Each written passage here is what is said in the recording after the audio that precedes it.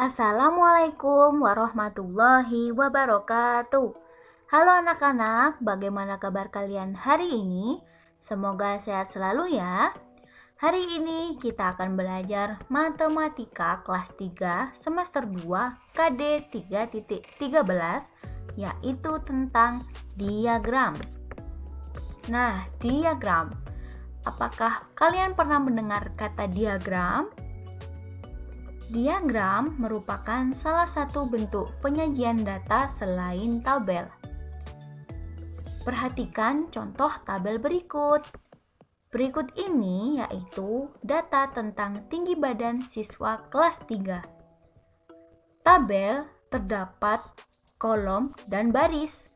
Yang pertama yaitu kolom nomor, dan yang kedua yaitu kolom tinggi badan, dan ketiga yaitu kolom jumlah siswa. Yang pertama, tinggi badan 133 cm, terdapat 6 siswa yang memiliki tinggi badan 133 cm.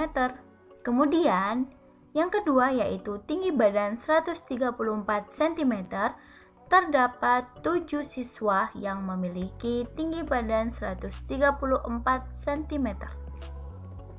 Yang ketiga yaitu tinggi badan 135 cm, terdapat 8 siswa yang memiliki tinggi badan 135 cm.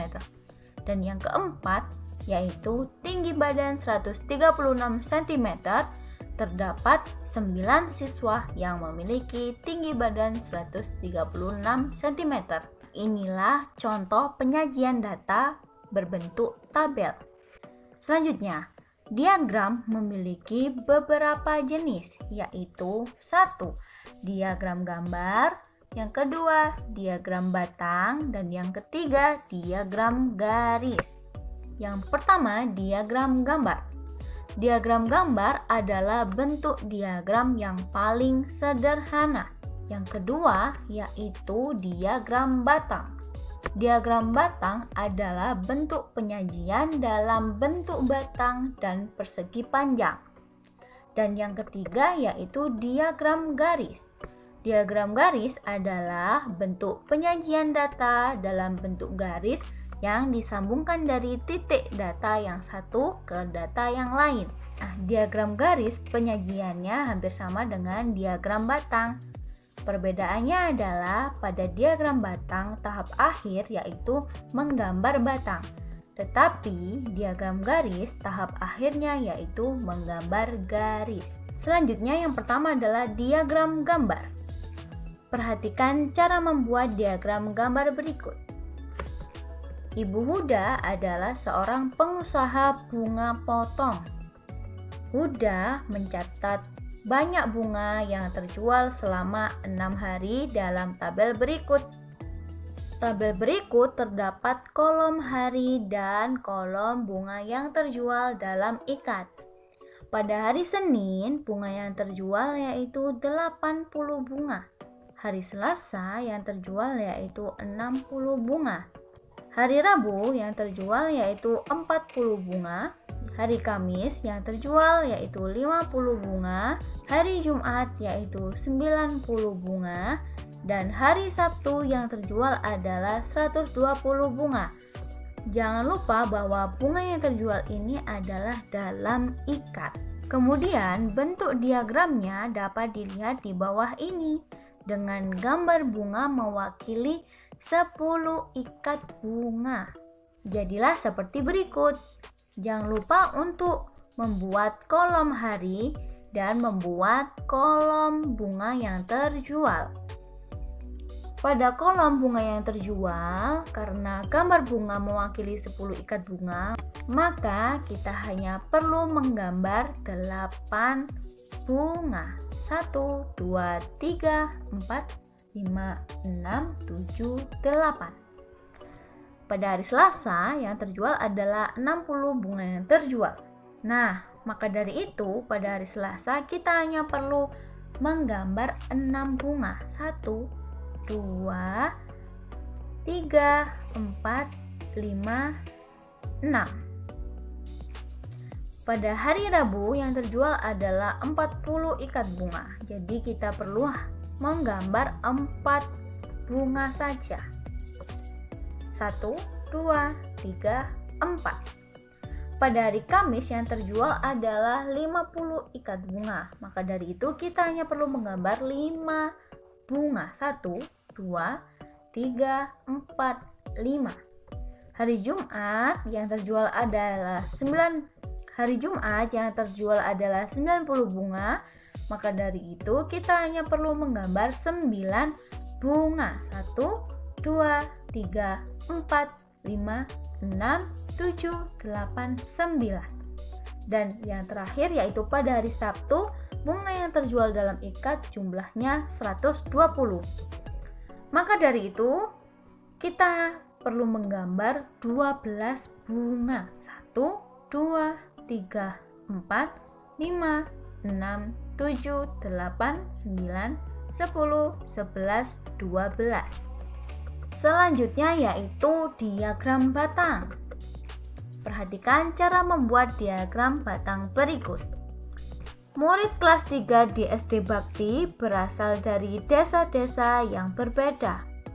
Pak Guru mendata banyak siswa kelas 3 di setiap desa. Hasilnya dapat dilihat pada tabel berikut.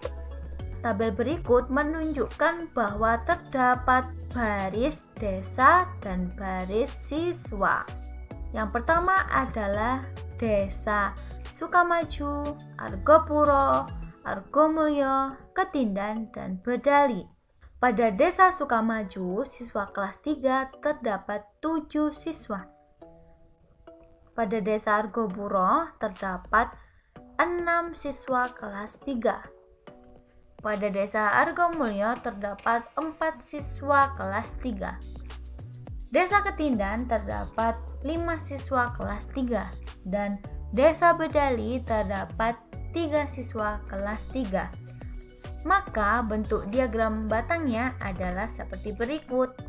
Yang pertama, kita perlu menuliskan desanya pada garis horizontal. Desa Sukamaju, Argopuro, Argomulyo, Ketindan, dan Bedali. Kemudian, anak-anak perlu memperhatikan jarak atau angka yang akan ditulis pada garis vertikal. Kita ambil pada angka yang paling tinggi.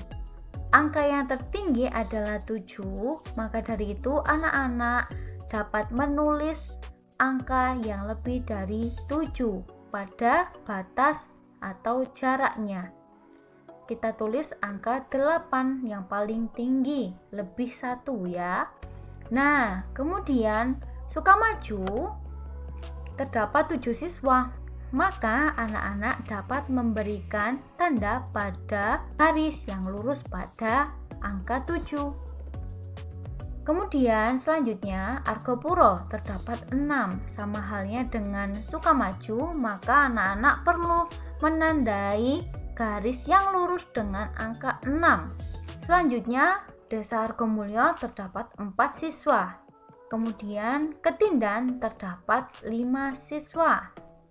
Dan Bedali terdapat 3 siswa.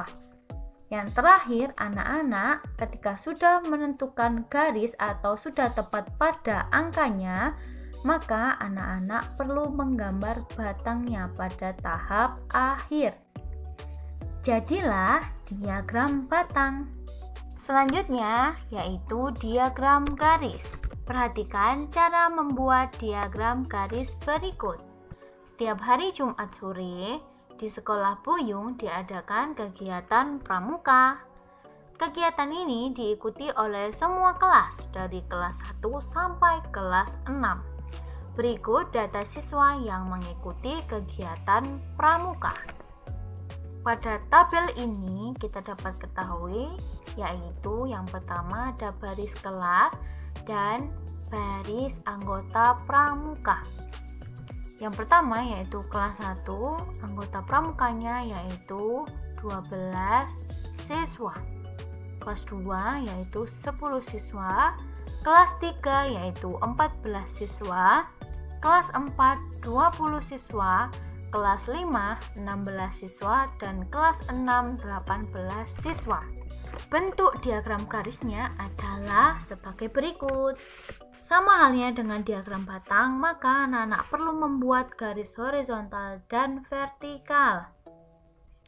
Yang pertama, jangan lupa pada garis horizontal kalian menuliskan kelasnya, dan pada garis vertikal yaitu adalah menunjukkan banyaknya anggota.